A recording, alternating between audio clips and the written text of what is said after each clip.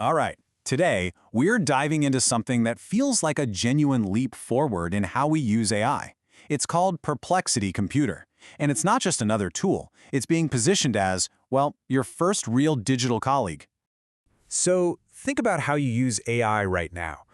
For most of us, it's a conversation, right? You ask a question, you get an answer, you type a command, it spits something back.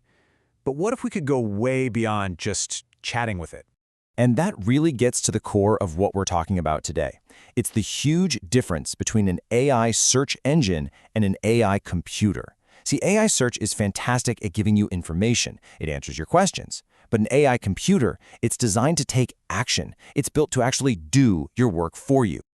So let's dig into that idea, right? How do we make that jump from an AI that just gives us answers to one that can autonomously take on and finish entire projects all by itself? So what is this thing exactly? Well, Perplexity Computer is what's called a cloud-based AI agent system. The key phrase there is that it can autonomously execute entire workflows. You give it one big, goal-oriented prompt, and it just takes over. It does the research, the coding, the writing, all of it. It's not just a search engine, it's a general-purpose digital worker. But how in the world does a system like this actually work? What's happening under the hood that lets it juggle all these complex tasks? Let's peel back the layers and look at the architecture that powers this whole thing. Okay, so think of it like an expert project manager with a whole team of specialists. First, it uses goal decomposition. That's where it takes your big, vague request and breaks it down into a super detailed plan. Then, multi-model orchestration kicks in, and it's like a smart dispatcher, sending each little task to the perfect AI model for that specific job. It even creates these little specialized sub-agents to work on different parts at the same time, which is the secret to its insane speed. And the best part? It all runs in the background while you do other stuff, and it remembers everything for next time. And what's really amazing is how it understands a prompt like this. Notice you're not telling it how to do anything. You're just describing the finished product you want. Computer sees this one sentence and immediately breaks it down into a whole project plan. 5 different research tasks, a data analysis task, a slide creation task, and then an action to send an email, all from that one prompt. Now, this is where it gets really clever. Computer isn't just one giant master AI trying to do everything. It's more like a conductor leading an orchestra. For the big picture planning, it might use something like Claude Opus. But for the heavy-duty coding part of the project, it'll send that job over to OpenAI's GPT Codex. And for deep visual research, it might tap into Google's Gemini. It's constantly picking the best tool for every single part of the job. And this right here, this is the magic trick. It's all about parallel execution. Because it can create all those little subagents to work at the same time, a huge research project that would take a human analyst a full day, looking up one company, then the next, can get done in just a few minutes. All the research is happening at once. It's a total game changer for speed. So the tech is obviously really cool. But what can you actually do with all this power? Let's get into some real-world examples and the kinds of prompts that really unlock what this thing is capable of. I mean, just look at this prompt. This is not a simple question you type into a search bar. This is a request for a finished, high-value asset. You're asking for a full-blown market research report, and you're even specifying the data sources, the format, and that you want professional touches like charts and citations. And the moment you hit enter on a prompt like that, computer just goes to work. It spins up dozens of little research agents to scan over 50 sources simultaneously.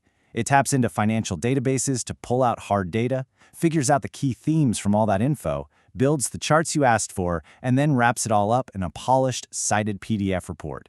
All of it completely on its own. And the time it takes to do all of that? For a project that would easily take a human analyst days, maybe even a whole week, the typical completion time is about 35 minutes. That is just a staggering level of productivity. But here's where it gets really wild, with long-running tasks. See, computer isn't just for one-off projects. You can set it up as a persistent assistant that works for you for weeks or even months. Imagine telling it to be your job application manager, constantly scanning for new roles and drafting cover letters for you every single week. Or a real estate tracker that never sleeps, instantly alerting you when the perfect property hits the market. This is where it stops feeling like a tool and starts feeling like a digital employee. Okay, so this all sounds incredibly powerful, but let's get practical for a minute. I know what you're wondering. How much does it cost? Is it hard to use? And who is this really for?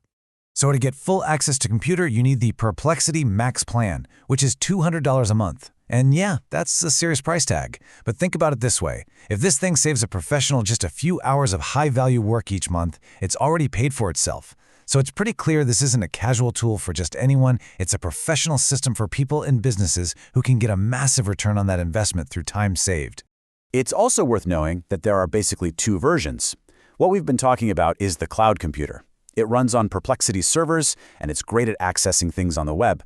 But there's also a new personal computer, which is on a waitlist that's designed to run on your own Mac Mini so it can automate things on your desktop and work with your local files. Now, to really get the most out of a computer, you have to kind of shift how you write your prompts. You have to stop asking for what, like just saying, research my competitors. Instead, you need to start describing the final outcome. A strong prompt is basically a project brief. It details exactly what you want, what format it should be in, and all the specific info you need. And this table does a great job of showing when you should reach for computer. It's perfect for those big, messy, multi-step research and reporting projects. It can even build entire web apps from a text description. But, for quick web search or a hands-on coding session, you'd probably still use other tools. And for really structured visual workflows, something like Zapier might still be a better fit. It's all about using the right tool for the right job. And that really brings us to the final and maybe most important thought. This kind of technology, it's not a what if anymore. It's here. So the real question isn't if we'll have digital colleagues, it's how we're going to use them. So I'll leave you with this. If you had a truly autonomous assistant that could handle all your research, analysis, and reporting, what is the very first thing you would delegate?